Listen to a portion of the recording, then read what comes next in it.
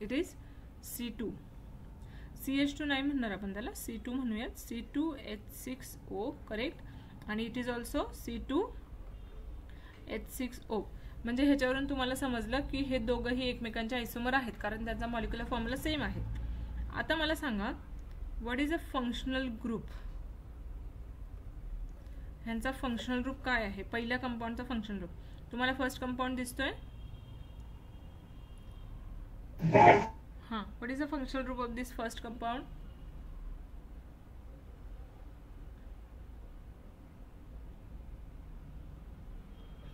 Yes, Sakshi. What is the functional group of first compound?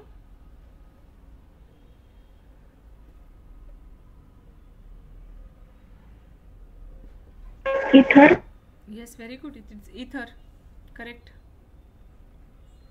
Ha, hey, ether. Okay. Now, next one. Yes, Zadav, can you tell me the next functional group? Function group of this compound.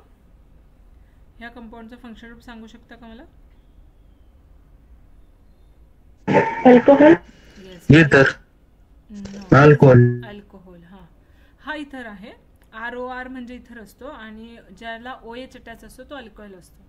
ठीक आहे. आता तुम्ही हा compound पाहू शकता की ह्या कंपाउंडमध्ये कंपाउंडचा molecular formula same आहे, पण त्यांचा फंक्शनल ग्रुप वेगळा आहे, म्हणून त्यांना आपण म्हणतोय फंक्शनल ग्रुप आयसोमर. ठीक आहे.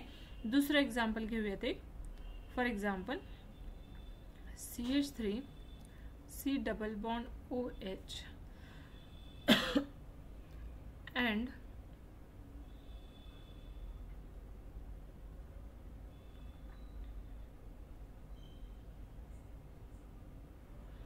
just wait, CH3 CH2 करूयात आपण इथे. CH3 and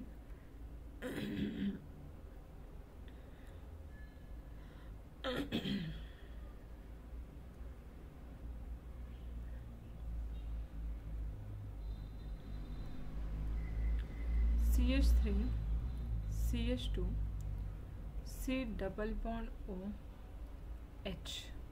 हां, सांगा आता. पहा, अगोदर मॉलिक्युलर फॉर्म्युला फाइंड आउट करा. C3H6O. Yes, its molecular formula is C3H6O. Correct आहे. याचा मॉलिक्युलर फॉर्म्युला येस. दुसऱ्या कंपाऊंडचा molecular formula C3H6O. Correct. Same. दोघांचा मॉलिक्युलर फॉर्म्युला सेम आहे. It indicates both are isomers of one another. हे दोघं एकमेकांचे आयसोमर आहेत असं इंडिकेट होतं आपल्याला तिथे. Next function group. हां, the function group for the first compound.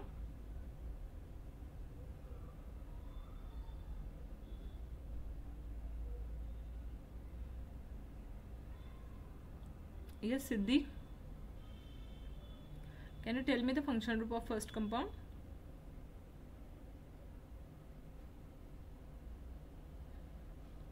Gadekar.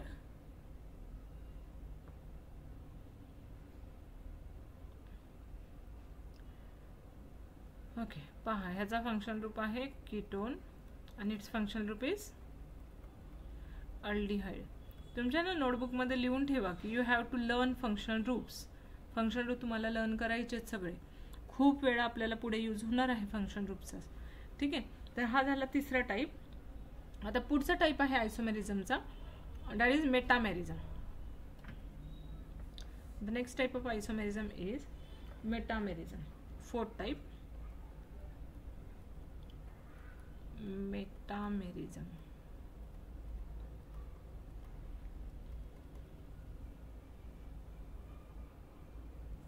काय असतं मेटामेरिझम पाहूयात ना. Different compound with same molecular formula and same functional group but having unequal distribution of carbon skeleton on either side of functional group, that is called as metamerism. See, ज्या compounds मध्ये unequal distribution असतं carbon स्केलेटनच्या साईडला, त्याला म्हणतात मेटामेरिझम.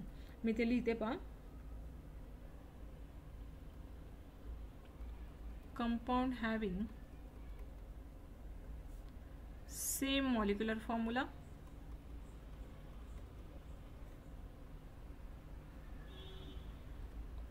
compound having same molecular formula, same functional group,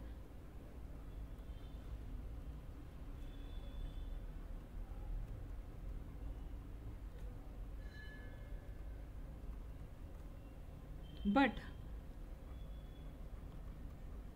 having unequal distribution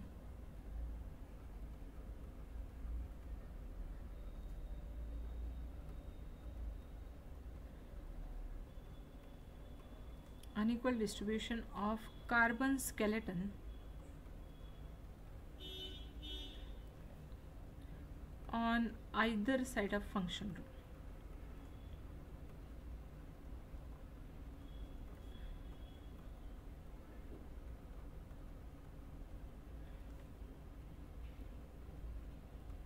for example definition properly read करा. Example घेतलं की तुम्हाला डेफिनेशन इझिली समजेल.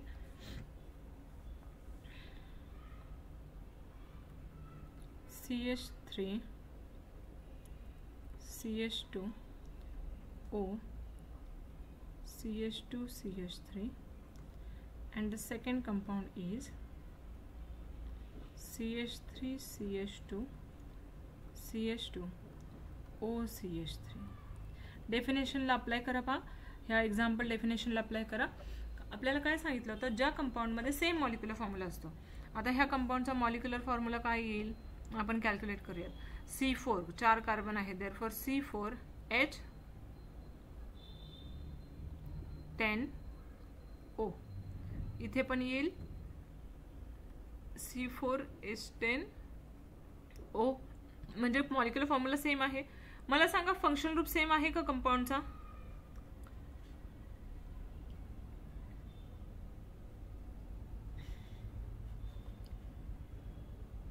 फंक्शन ग्रुप सेम आहे का कंपाऊंडचा? कोणता फंक्शन ग्रुप आहे?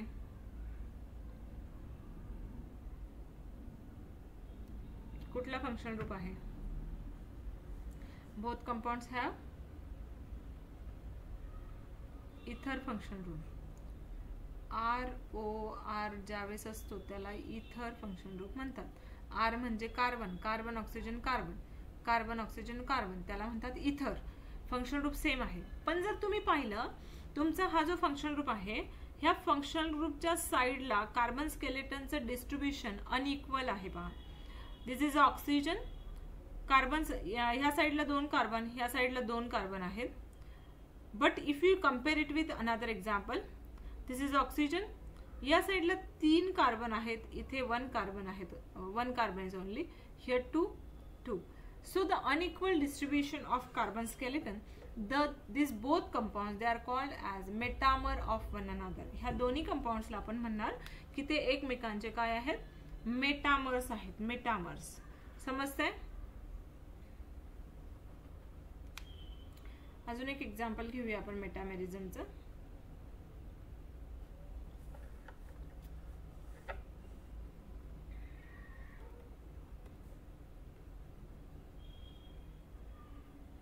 CH3 CH2 CH2 NH CH3 and CH3 CH2 NH CH2 CH3. तुम्ही जर पाहिलं दोघांचा फंक्शनल ग्रुप अमाइन हा आहे. Both compounds have the functional group amine. Amine हा फंक्शनल ग्रुप आहे. त्याच्यानंतर जर तुम्ही चेक केलं तर ह्या कंपाउंडचा मॉलिक्युलर फॉर्म्युला काउंट करा. Molecular formula C4H11N. It's molecular formula is C4H11N. दोघांचाही मॉलिक्युलर फॉर्म्युला सेम आहेत, म्हणजे दोघं एकमेकांचे आयसोमर आहेत. ठीक आहे, फंक्शनल ग्रुप सेम आहे. पण जर तुम्ही ह्या नायट्रोजनच्या साइडचा कार्बन स्केलेटन पाहिला on either side of, this is the functional group. Functional ग्रुपच्या साईडचा जर कार्बन स्केलेटन काउंट केलं तर इट इज डिफरंट आहे. इकडे 3 कार्बन आहेत, इकडे 1 carbon, here 2 carbons there, here 2 carbons. ह्या दोघांमध्ये कम्पेअर करायचं तुम्हाला पहिल्या एक्झाम्पलमध्ये आणि सेकंड एक्झाम्पलमध्ये. जर तसं कम्पेअर केलं तर त्यांचं कार्बन स्केलेटन हे डिफरंट आहे, म्हणून हे दोघं एक्झाम्पल एकमेकांचे मेटामर्स आहेत. येते लक्षात?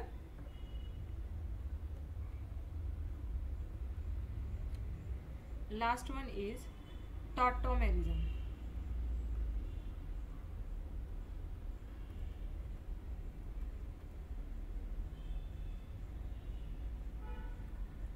लास्ट आहे टॉटोमेरिझम.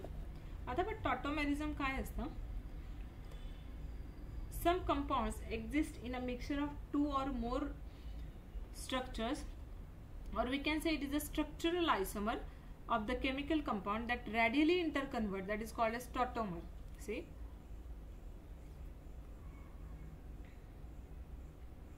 isomer that radially interconvert,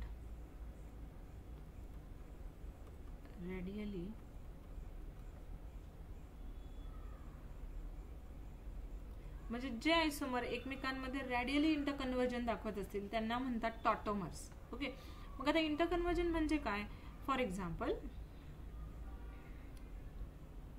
जर तुमच्याकडे असं एक्झाम्पल असेल CH3C double bond OH acetaldehyde. Okay, आता ह्याला फक्त थोड्याशा वेगळ्या वेमध्ये लिहिते मी, पहा खाली.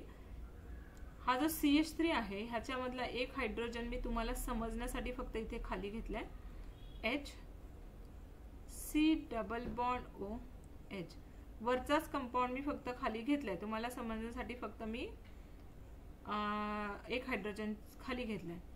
इंटरकन्वर्जन म्हणजे काय होतं पहा, हा जो हायड्रोजन आहे हा हायड्रोजन इथे डबल बॉन्ड बनवतो, ॲट द सेम टाइम हा बॉन्ड ब्रेक होतो आणि हा बॉन्ड हा ऑक्सिजन काय करतो, ह्या हायड्रोजनला ऍक्सेप्ट करतो. ओके, म्हणून इंटरकन्वर्जन होतं. आणि जे आपण आता इथे केलंय त्याला फक्त लिहूया. ऑलवेज इंटरकन्वर्जन ज्यावेळेस होईल त्यावेळेस ह्या डबल हेडेड ॲरोने आपण ते दाखवणार. आता बघा काय कंपाऊंड तयार झाला, CH2 इथे तयार झाला डबल बॉन्ड, बरोबर ना, हायड्रोजन निघून गेल्यावर इथे डबल बॉन्ड तयार झाला.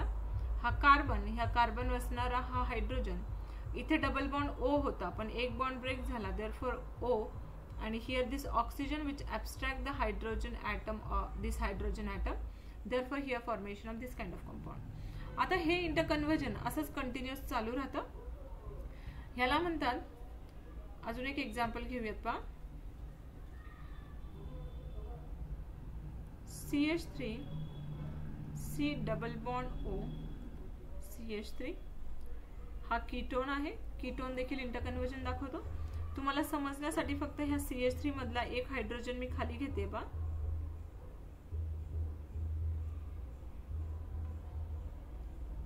हिअर CH2 1 हायड्रोजन, काय होईल, हा ऑक्सिजन त्या हायड्रोजनला ऍक्सेप्ट करेल आणि त्यावेळेस हा हायड्रोजन ह्या कार्बन कार्बन मध्ये डबल बॉन्ड बनवेल. असा हा बॉन्ड ब्रेक होईल आणि ह्या ऑक्सिजनवर हायड्रोजनचे ॲडिशन होईल, जो खालचा हायड्रोजन आहे तो. मग कंपाऊंड काय तयार होईल, आपण जे केलं ते पुढे लिहायचं फक्त. CH2 double bond C, here OH, CH3. Okay, ह्याला म्हणतात, हा जो फॉर्म आहे हा कीटो फॉर्म आहे आणि हा जो फॉर्म आहे ह्याला म्हणतात इनॉल फॉर्म. आता ह्याला इनॉल का म्हणतात पहा, इथे तुम्हाला माहिती आहे डबल बॉन्डला काय म्हणतो आपण, इन म्हणतो, इन असं लिहितो. अल्केन ANE YNE तुम्हाला लक्षात असेल, तर डबल बॉन्डला आपण इन लिहितो आणि अल्कोहोलला आपण ओल लिहितो, म्हणून ह्याला म्हणतात enol form. So this is all about keto enol tautomerism. ठीक आहे, इथे आपल्या आयसोमेरिझमचे सगळे टाइप्स फिनिश झालेत. तर कोणते कोणते टाइप आपण स्टडी केले पहा. पहिला टाइप आपण स्टडी केला होता, दॅट इज चेन आयसोमेरिझम. मग चेन आयसोमेरिझम काय आहे की ज्या कंपाऊंड मध्ये पॅरेंट चेन वेगळी असते त्यांना म्हणतात chain isomerism. Next one is position isomerism. Position isomerism मध्ये चेन सेम असते, फक्त तुमचा जो फंक्शनल ग्रुप आहे त्याची पोझिशन वेगळी असते, तिथे फंक्शनल ग्रुप देखील सेम असतो. येते लक्षात?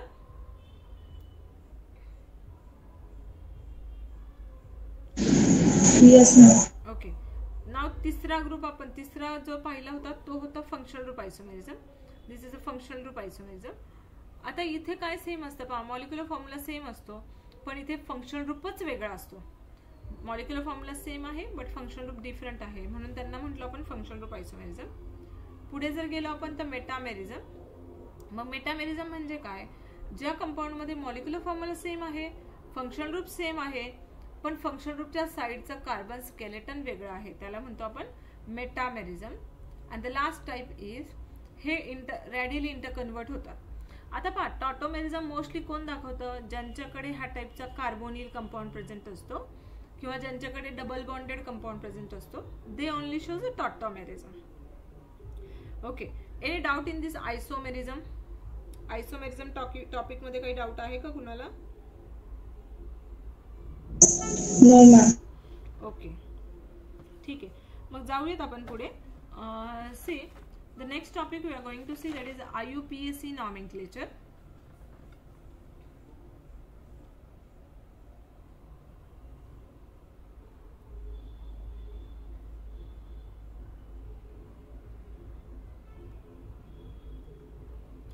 First of all, can you tell me what is IUPAC? Full form for IUPAC?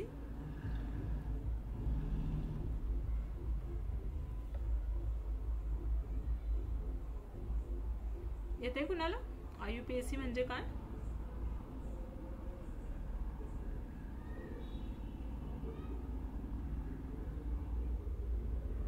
ठीक आहे, चलो आपण पाहूयात.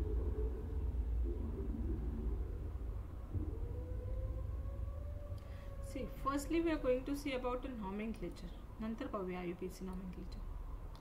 पहिला जो मेन पॉइंट आहे आपला तो आहे नॉमेनक्लेचर. मग नॉमेनक्लेचर मध्ये दोन टाइप पडतात, कॉमन नेम आणि IUPAC. ओके, नॉमेनक्लेचर मधला पहिला टाइप आहे कॉमन नेम सिस्टीम.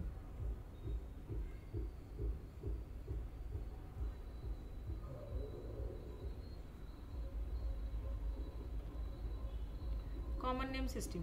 आता कॉमन नेम म्हणजे काय, काही कंपाऊंडला कॉमन नावं आहेत. एकदम जुन्या जमान्यामध्ये, एकदम लॉट्स ऑफ इयर ॲगो खूप सारे एलिमेंट्स हे सिंथेसाइज झालेले नव्हते, त्याच्यामुळे त्या थोड्याशा एलिमेंटला लक्षात ठेवण्यासाठी त्यांना काही स्पेशल नाव देण्याची गरज नव्हती. सो त्यांना कॉमन नावाने ओळखलं जायचं, म्हणून ही कॉमन नेम सिस्टीम होती. फॉर एक्झाम्पल, आपलं जसं घरी एक नाव वेगळं असतं, काहीतरी सोनू, मोनू, समथिंग, बट आपल्याला ज्यावेळेस आपण कॉलेजेसमध्ये क्लासेसमध्ये जातोय त्यावेळेस आपल्याला एक पर्टिक्युलर नाव असतं, वेगळं नाव असतं. तसंच हे आहे कॉमन नेम सिस्टीम. ह्याला म्हणतात ट्रायव्हियल नेम. ह्याला कॉमन नेम म्हणतात किंवा ट्रायव्हियल नेम देखील म्हणतात. मग कॉमन नेम किंवा ट्रायव्हियल नेम हे कशावरून पडले, त्या काही कंपाऊंडच्या त्यांच्या प्रॉपर्टीजवरून पडले. ओके, किंवा त्यांच्या स्ट्रक्चरवरून पडले. म्हणजे काय, एक दोन एक्झाम्पल सांगते मी तुम्हाला. फॉर एक्झाम्पल, तुम्हाला माहिती आहे युरिया हा कंपाऊंड आहे, बऱ्याच जणांना माहिती असेल, शेतीमध्ये यूज करतो आपण युरिया, बरोबर ना, खत आहे, हे फर्टिलायझर आहे. मग युरिया ह्या कंपाऊंडचं नाव कसं आलं बरं, कारण का युरियामध्ये काय प्रेझेंट असतो, युरिक ऍसिड प्रेझेंट असतो. Uric acid, urea which has a uric acid. आणि हा युरिक ऍसिड हा कशापासून आयसोलेट केला जातो, युरिन पासून. कशापासून आयसोलेट केला आपण त्याला, it is isolated from urine. Urine पासून आयसोलेट केला जातो आणि म्हणून त्याचं नाव पडलं युरिया. समजते मी काय सांगते. कॉमन नेम सिस्टीम मध्ये आपल्याला आपण पाहतोय की त्यांचं नाव त्यांच्या प्रॉपर्टीज वरून पडतं. प्रॉपर्टीज वरून, त्यांच्या स्ट्रक्चर वरून त्यांना कधी कधी नावं दिले जातात. मग युरियाचं कंटेंट असतं uric acid. It is isolated from urine, therefore it's name is urea. जर तुम्ही सेकंड पाहिला, for example citric acid. Citric acid. Citric acid, they are found in only which fruits?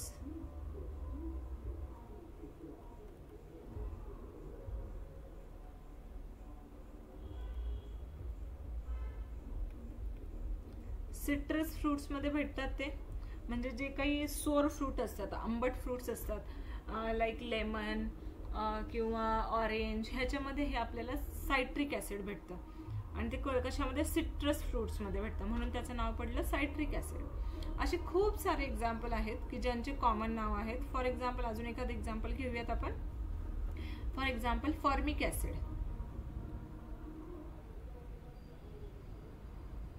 Formic acid formic acid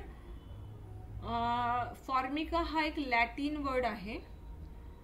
म्हणजे अँटला लॅटिनमध्ये Formica म्हणतात आणि ant म्हणजे जी काही लाल मुंगी असते, सी रेड अँट ह्याला लॅटिनमध्ये म्हणतात फॉर्मिका. आणि रेड अँटच्या तोंडामध्ये काय असतं? फॉर्मिक ॲसिड असतं. सी आपल्या तुम्हाला एक गोष्ट माहिती आहे का? आपण थोडंसं आपल्या टॉपिक मध्ये हे करूयात. तुम्हाला एक गोष्ट माहिती आहे का? तुमच्या ब्लडचा पीएच काय असतो हे माहिती आहे? ब्लडचा पीएच माहिती आहे का तुम्हाला? पीएच म्हणजे काय हे माहिती आहे का? तुम्ही पीएच स्केल शिकला का कधी? पीएच स्केल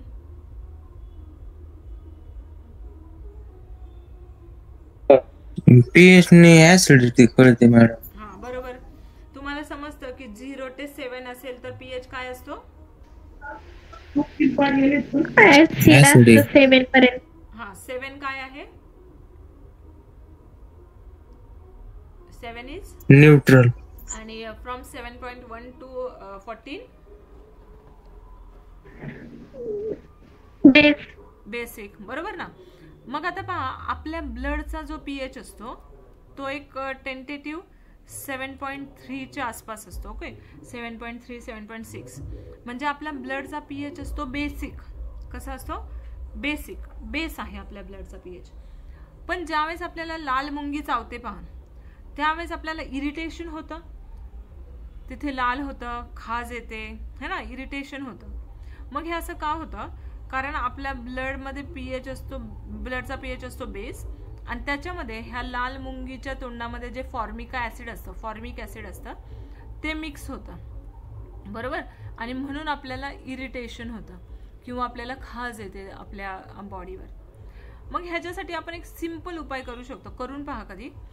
जर आपल्याला मुंगी चावली किंवा तिथे खूप इरिटेशन होत असेल, खाज येत असेल, तर आपल्या घरामध्ये सोडा असतो पहा, खाता सोडा असतो. What is the formula for this soda? Baking soda. Yes, नाही माहिती?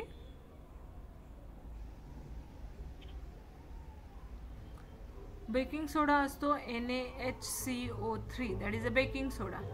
ठीक आहे. मग ज्यावेळेस आपल्या फॉर्मिक ॲसिड आपल्या बॉडीमध्ये रेड अँटनी टाकलेलं असतं, त्याच्यावर जर तुम्ही थोडंसं पाण्यामध्ये मिक्स करून हा बेकिंग सोडा जर लावला तर तुमचं इरिटेशन विदिन अ सेकंड दूर होतं. ओके. आता ह्याच्यामध्ये कोणतीही जादू नाहीये. इथे रिॲक्शन काय होते? ॲसिड बेसची रिॲक्शन होते आणि तो न्यूट्रल कंपाऊंड तयार होऊन जातो आणि त्याच्यामुळे आपलं इरिटेशन किंवा आपल्याला जी येणारी खाज आहे ती कमी होते. ठीक आहे. ओके. आता पहा, मग असे खूप सारे लॉट्स ऑफ एक्झाम्पल आहे की जे त्यांच्या ओरिजिनवरून, त्यांच्या प्रॉपर्टीजवरून किंवा त्यांच्या स्ट्रक्चरवरून त्यांना कॉमन नावं दिलेली आहेत. पण आपला इंटरेस्ट मोस्टली कॉमन नावांमध्ये नाही आहे. Our interest is mostly in IUPAC nomenclature. पुढचा मेन टॉपिक आपण स्टार्ट करतोय नॉमेनक्लेचरचा, that is IUPAC nomenclature.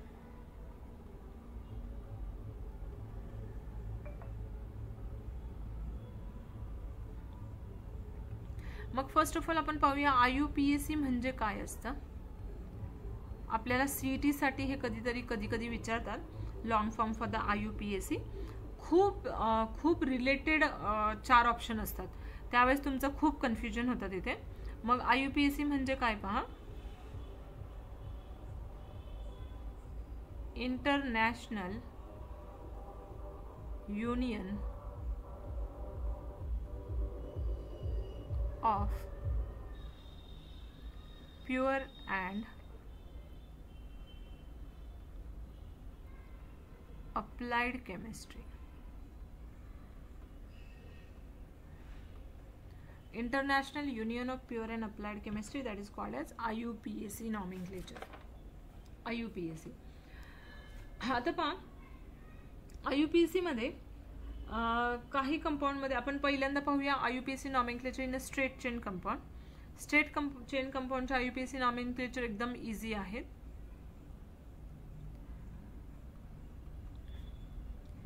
IUPAC nomenclature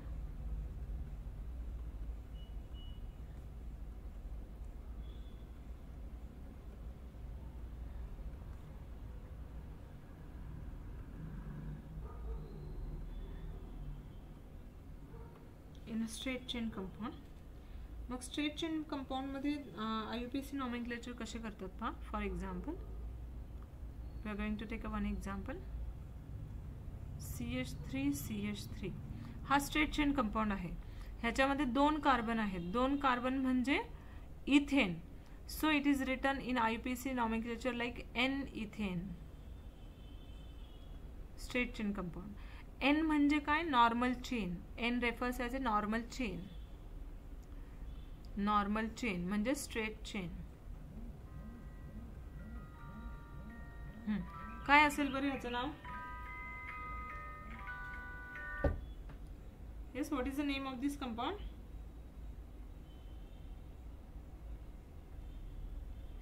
Yes, थोडासा विचार करा.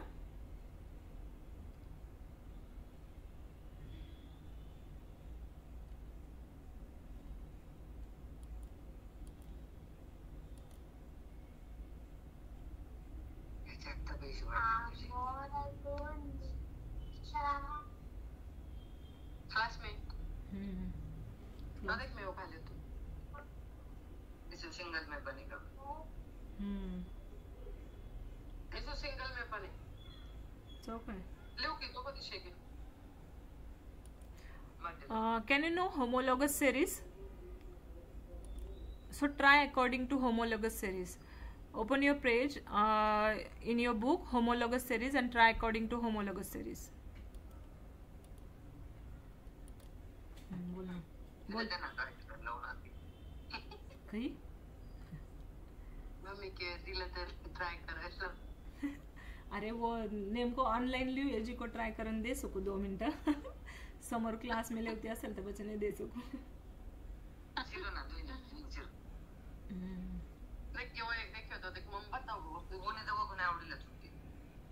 दूसरा वाला बताओ. मारा पैक थोड़ा रो चौक है वो. कितना ग्राम में वो? ये डबल चेन रो काहीतरी 8-8 ग्रॅम रो आहे. इनमें सिंगल चेन रो पण नाही मग धन्यवाद.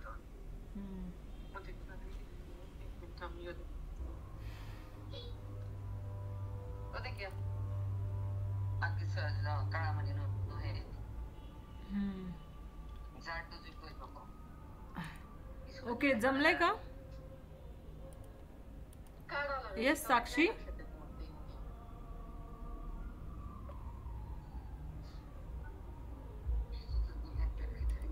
See 4 carbons means what? 4 carbon म्हणजे ब्युटेन. हा सो मला तेच आन्सर अपेक्षित होता. That is N butane. Okay take a next example and solve this.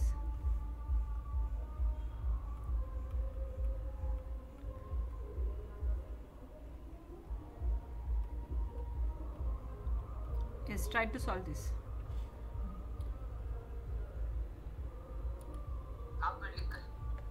It's okay. Ian Pinten. Yes, correct. Very good, Sakshi.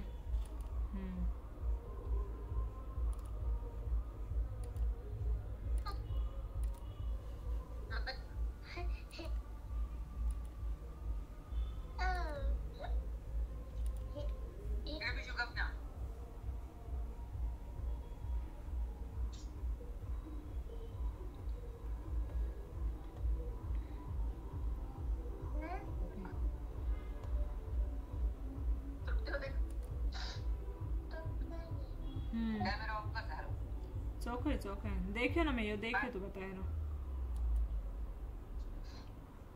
Single बता ना.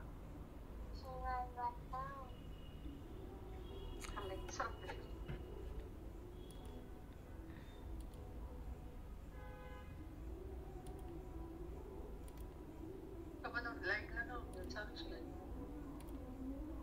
प्रतीक ये वाला ओके जो मे पेयर है और मेरा सिंगल है. See next topic is branch chain nomenclature. सुन ना 10 मिनट में कॉल करूँ कि? हाँ ठीक है कर जाओ ना.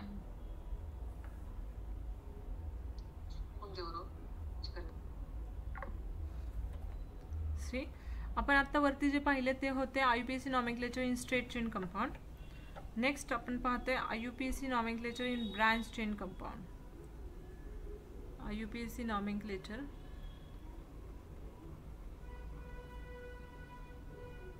In branched chain compound.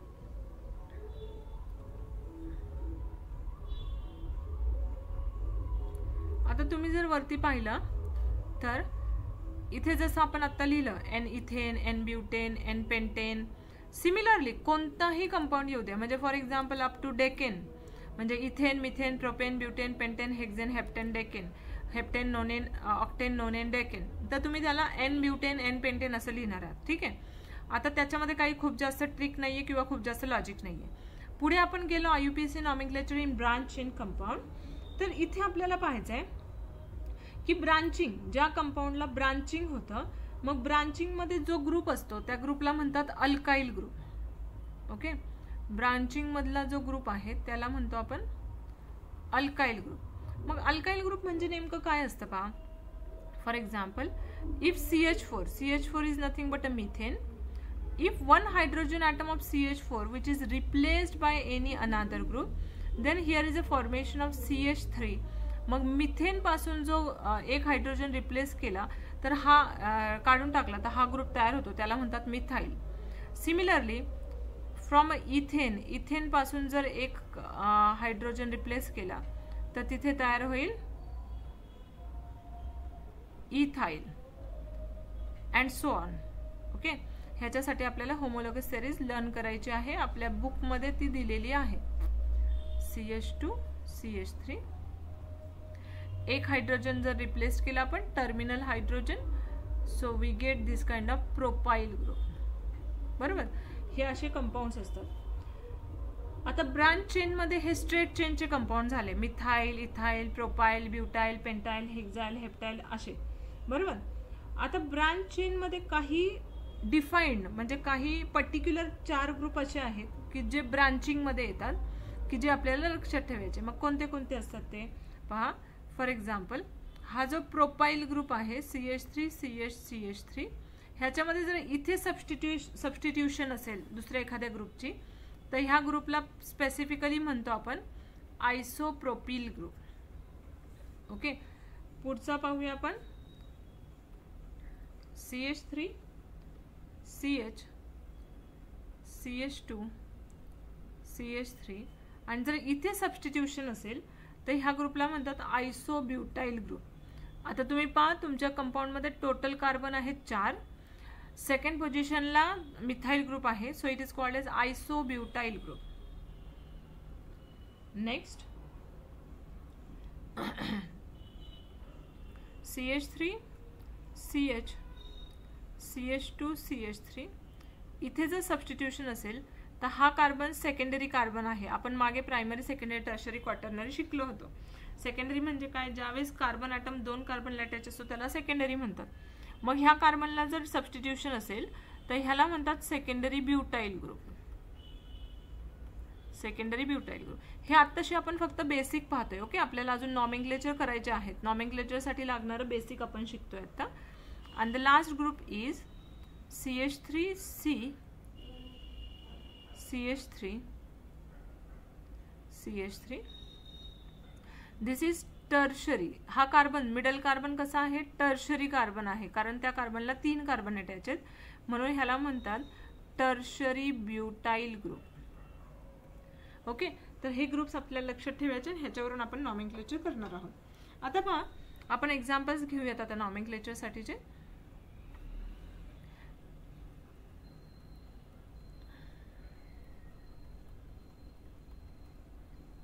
See the first example. CH3 CH3 CH2 CH3 असं जर कंपाऊंड दिलेलं असेल आणि तुम्हाला सांगितलं write the name of the following compound. आता मला सांगा ब्रँचिंग आहे का ह्या कंपाऊंड मध्ये?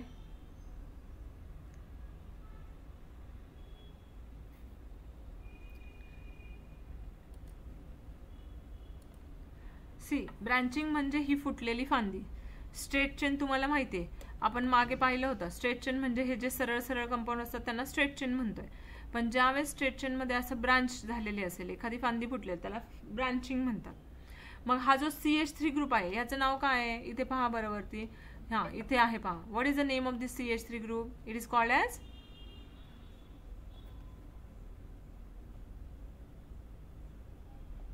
येस मिथाइल ग्रुप, बरोबर ना. आता पाहूयात आपण पुढे नाव कसं करायचं पहा या कंपाऊंडचं.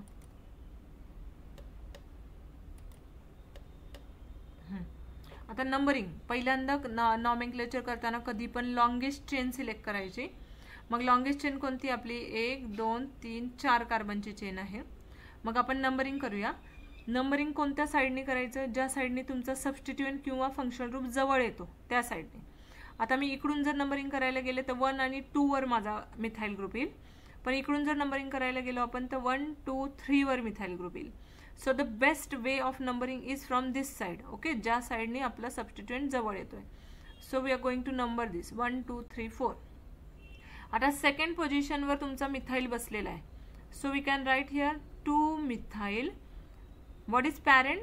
Parent is how many carbon atom present in parent? 4. म्हणजे काय? 2 मिथाइल ब्युटेन. ह्याचं नाव येईल 2 मिथाइल ब्युटेन. समजतंय का? Yes ma'am. ओके, आता पुढचं एक्झाम्पल मला तुम्ही सांगा.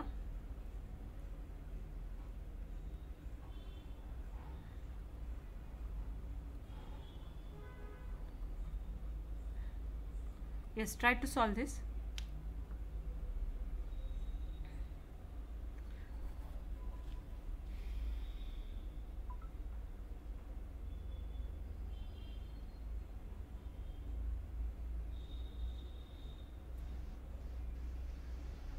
Methyl hexane. Very good, correct. 3 methyl hexane. See longest chain select केली अगोदर तुम्ही, नंबरिंग केलं. नंबरिंग ह्या साईडनीच करणार आपण, बरोबर. इकडनं नंबरिंग केलं तर सबस्टिट्यूएंटला 4 नंबर जातोय. इकडून केलं तर सबस्टिट्यूएंटला 3rd नंबर जातोय. सो लोवेस्ट लोकंट रूल म्हणतात ह्याला. ऑलवेज लोवेस्ट लोकंट सिलेक्ट करायचा. सो 3 पोझिशनला आहे methyl. So it is 3 methyl hexane. Okay, ज्यावेळेस आपण नंबर आणि अल्फाबेट लिहितो त्यावेळेस ऑलवेज त्याच्यामध्ये हा डॅश द्यायचा.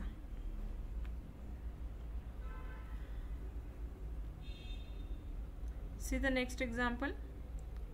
CH3 CH CH2 CH3 CH3. हां, करू शकता का हे एक्झाम्पल?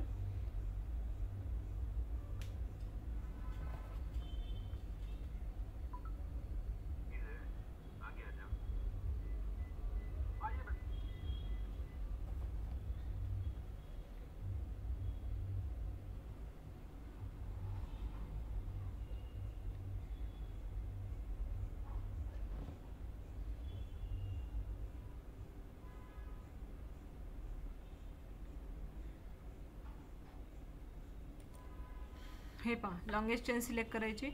आता इथे 3 कार्बनची लॉंगेस्ट चेन नाही आहे, 4 कार्बनची लॉंगेस्ट चेन आहे, बरोबर.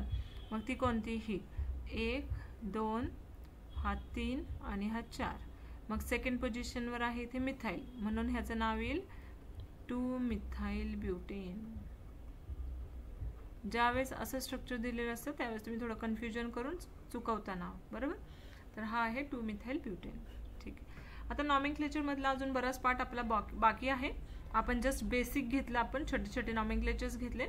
आता बाकीचा पार्ट आपण उद्या घेऊया. पण आज जो काही टॉपिक झाला ह्याच्यामध्ये कुणाला काही प्रॉब्लेम आहे का? पहा बरं एकदा. नाही. ओके, आलंय का सगळं लक्षात? साक्षी? Yes ma'am. ठीक आहे, चालेल. मग आपण स्टॉप करूया. Yes, ma'am. अगोदरचं नव्हतं आलं ते लक्षात. मी 2 दिवस नव्हते जॉईन झाले. हे चेन आयसोमेरिझम वगैरे का? हो. अच्छा, चेन म्हणजे हे जसं मी सांगितलं ना, ह्याची लॉंगेस्ट चेन ब्युटेन आहे, पण ह्याची पॅरेंट चेन प्रोपेन आहे. मग ज्यावेळेस अशा चेन वेगळे असतात ना, त्याला म्हणतात चेन आयसोमेरिझम.